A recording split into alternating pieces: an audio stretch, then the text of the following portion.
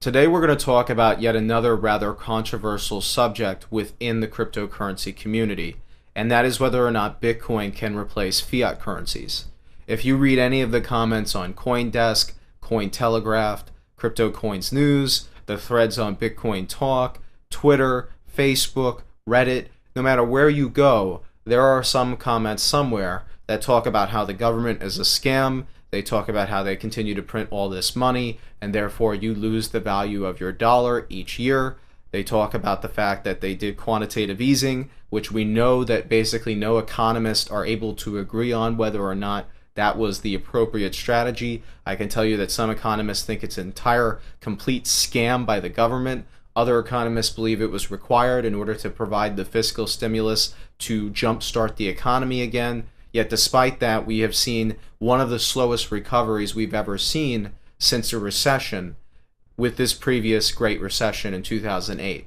And so obviously there's a lot of discussion about the competence of central banks, a lot of discussion about the competence of the Fed, and a lot of questions related to the traditional systems of fiat currencies.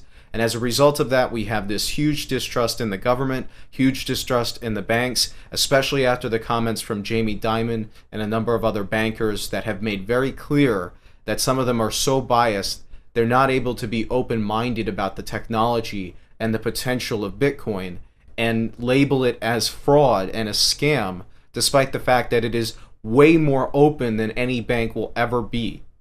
So of course there's a ton of criticism of governments and there's a ton of criticism of the banks, and that all makes sense.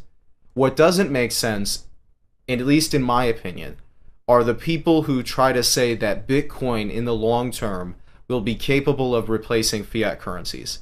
In order for Bitcoin to replace a fiat currency, it would have to support the entire economy of whatever nation adopts it.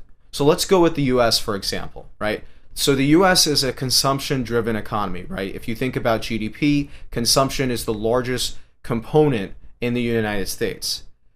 As a result of this, it's very important that people spend their money, which means in the long term, you need inflation. People don't understand this. This is amazing to me, that people think inflation is bad. Okay, inflation is bad when it's too high, but inflation around 2% is very healthy for an economy. And you might be saying to yourself, why is it healthy for an economy for prices to continue going up? Well, it encourages people to spend more today. And when people are encouraged to spend more today, small and medium businesses start to make more money. And when they start to make more money, they start to get to pay more wages out to their workers. And then the workers get to spend more. Do you realize how this loop works, right? A steady small amount of inflation encourages people to save less, encourages them to spend more, which increases GDP, especially in a consumption-driven economy.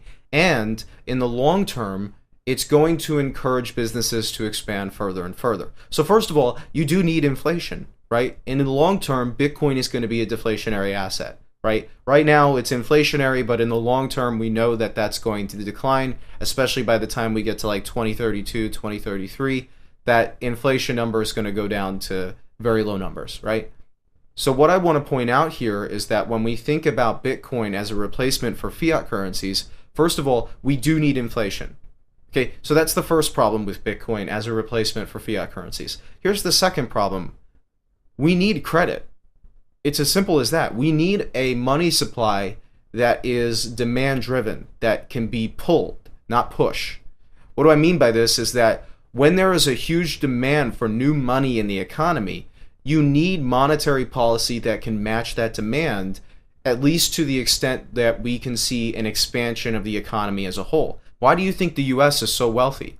We have some of the best capital availability in the world. Small and medium businesses that need capital to grow have access to this through the traditional banking system that many of the cryptocurrency scene hate. But what I want to point out is that this system has worked very well for us and has made us one of the wealthiest nations in the world. So yes, it is screwed up in a lot of ways. Monetary policy, especially when you think about quantitative easing, there has been a ton of mistakes that have been made, right? We don't know if quantitative easing was the right decision. In fact, I would argue we have seen a lot of evidence to suggest that it wasn't, because we are seeing a very weird economy right now where we have very low inflation despite interest rates being so low, and very tepid growth despite the fact that interest rates have been basically 0%. At least in the US, they've been very close to 0%. We're only starting to hike up the Fed funds rate now. And if you look at Europe and if you look at Japan, interest rates are still 0 or lower. We actually have negative interest rates in the world right now. I mean, can you think about that for a second? Negative interest rates, right? So there's a lot of evidence to suggest that worldwide we have made a lot of mistakes, right? And the central banks may not be making the best decisions on monetary policy. I shouldn't even use the word may. They're definitely not making the right decisions on monetary policy. But what I want to illustrate here is that monetary policy, whether you like it or not, is a very important part of why the economy works. Okay? A credit-driven economy is very important. And for a credit-driven economy to work well without overheating, you do need some control over interest rates.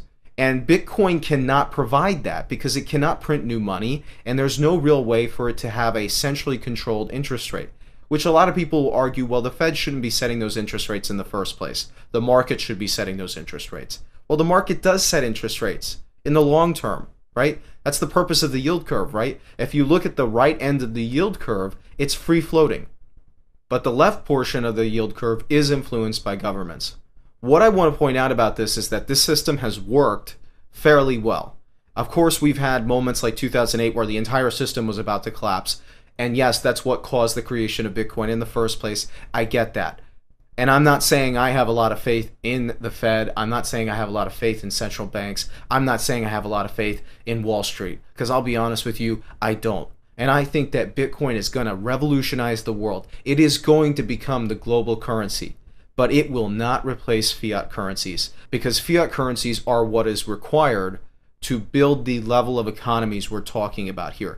Bitcoin cannot do that. And I'm not talking about market cap here. That's not the problem. The fundamentals of Bitcoin are the problem. You cannot be a store of value and currency at the same time. You have to give up one. You cannot serve two masters. Some of the best advice I've ever been given. You cannot serve two masters. Let the fiat currencies take care of the traditional sense of what a currency is. And let Bitcoin become something different.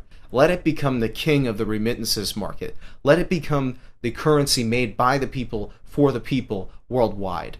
But you do not need it to support the economies of the nations around the world. You do not need it to revolutionize the world in the sense that it replaces all of these fiat currencies to be successful. Because if you think about Bitcoin, you are encouraged to hold it today and not spend it. I mean, think about this for a second, right? How many times do you think that there has been someone that has thought about spending a Bitcoin but has chosen not to because it would be better to just hold on to it because it'll be worth more a year from now? Do you really think that there can be an economy based off of that philosophy? No, there can't be. So you would have to give up the store of value portion of Bitcoin. It, again, just doesn't make a ton of sense for Bitcoin to replace traditional fiat systems. It should work alongside them, or not even work with them. Just be an alternative.